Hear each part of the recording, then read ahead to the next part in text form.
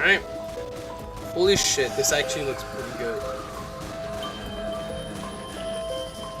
Oh, wow, look at that. I can't see the enemy's outlines. Damn, look at that. You can actually go over here. Ooh, I like this. Oh, that guy's about to die. Let's try to... Alright, let's try to jump off the building. I like these boxes. Oh, wow. This map is not as big as I thought. I thought it was gonna be huge, but no. Game. Oh, there's a fucking fuck, what is it called? I can't remember what it is, but an MG42 or some shit there. Ooh, I like these little mines or whatever. Attention, all drivers must. I don't know why they have all like broken shit on them. Makes sense.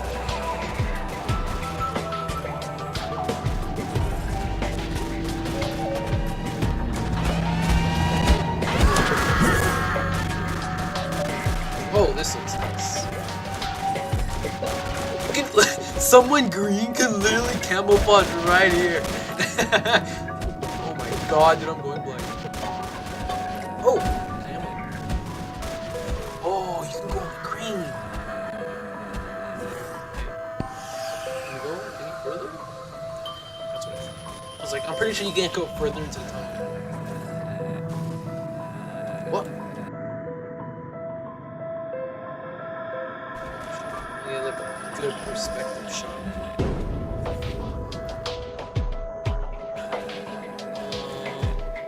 Little platform. Game over. Yeah, it looks like there's just an invisible barrier.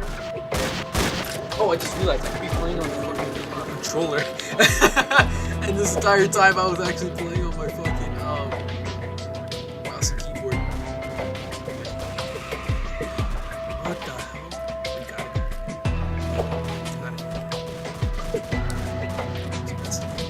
Oh wow! Oh wow! I like this.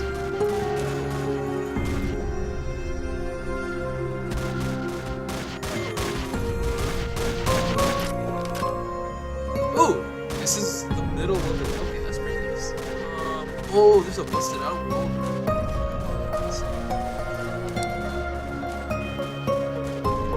I don't really know where's the best place to hold out, but I think it's gonna be mainly over here. But there is a shit ton of obstacles.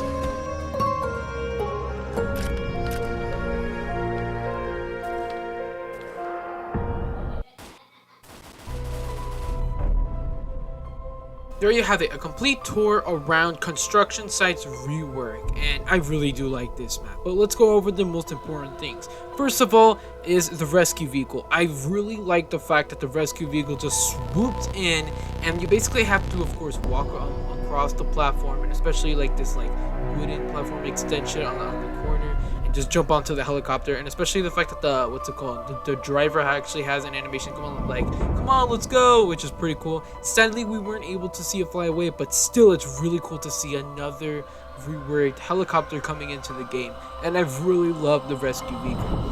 Next up is the crane. So realistically, the last time we had the crane where we were able to climb up it was like, I don't know, like a month or two ago. I can't really remember, but the fact that a medkit station can spawn up there basically gives me deja vu, Vietnam flashbacks of the fact that I would just climb it, get tangled off, or I would fall to my death after climbing it and getting my supplies. We have to do that again, which sucks, but still, I guess, I don't know. Maybe they could like remove it and, I don't know, put it like at the bottom of it or something like that. But then that would kind of defeat the purpose of the crane, but still, it's a crane. So they would probably, I could just say, just to, what's it called, make more room on the crane realistically, because there isn't really much room on the crane. So there's that.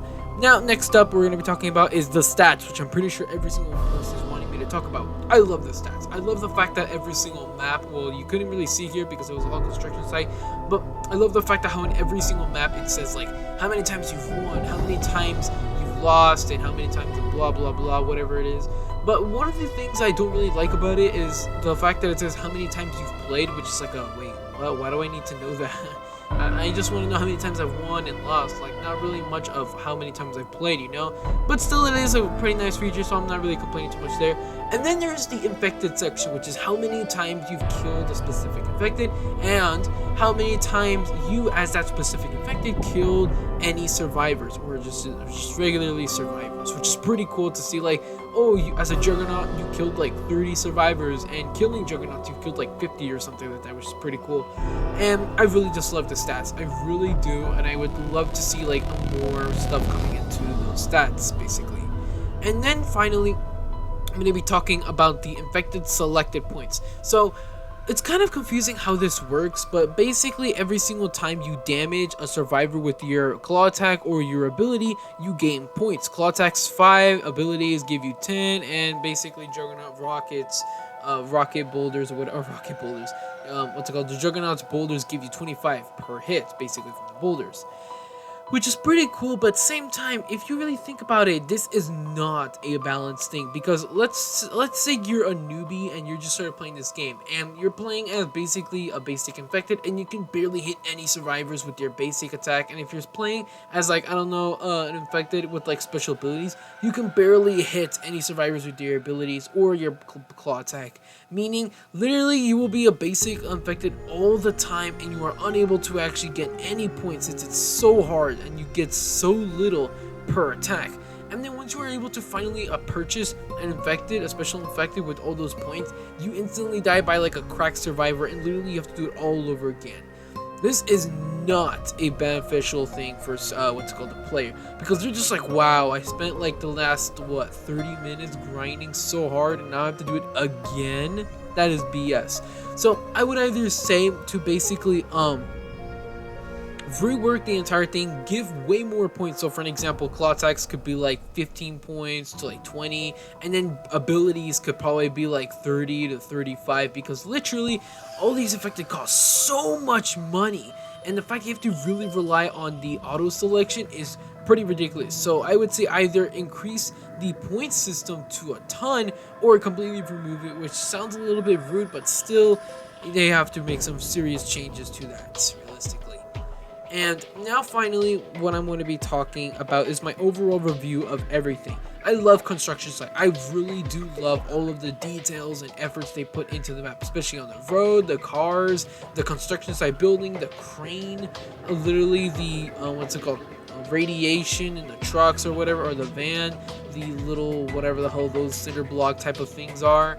And then for especially, I just love the little basement underneath the construction site building, which is pretty cool. I think that's actually a pretty decent, nice place to actually camp it out. But realistically, I just love the construction site thing. I love every single thing about it except the crane. I feel like you should actually make the medkit station either spawn below or somewhere else, or if you are going to keep it up there, at least have it so, what's it called, there's a lot more room to actually walk around on the crane platform. Maybe you could have like an entire like more of like a platform that goes that does like a complete around the, what's it called, the crane stop, so you can actually make like a full circle around it, and not just like a quick L or whatever it is. So you can just walk up to the medkit and just immediately get stuck there, or just immediately just walk down. But there's barely any room up there, so I would really suggest that they should make a little bit more changes up there. But aside from that, I love the construction site. I love the the contracts leveling thing. I love the stats. I kind of do like the infected selected points, but I really do suggest that they need to buff the points or completely remove it. But yeah, that is the construction site exclusive beta server experience. See you guys all about 42 years and have a great game.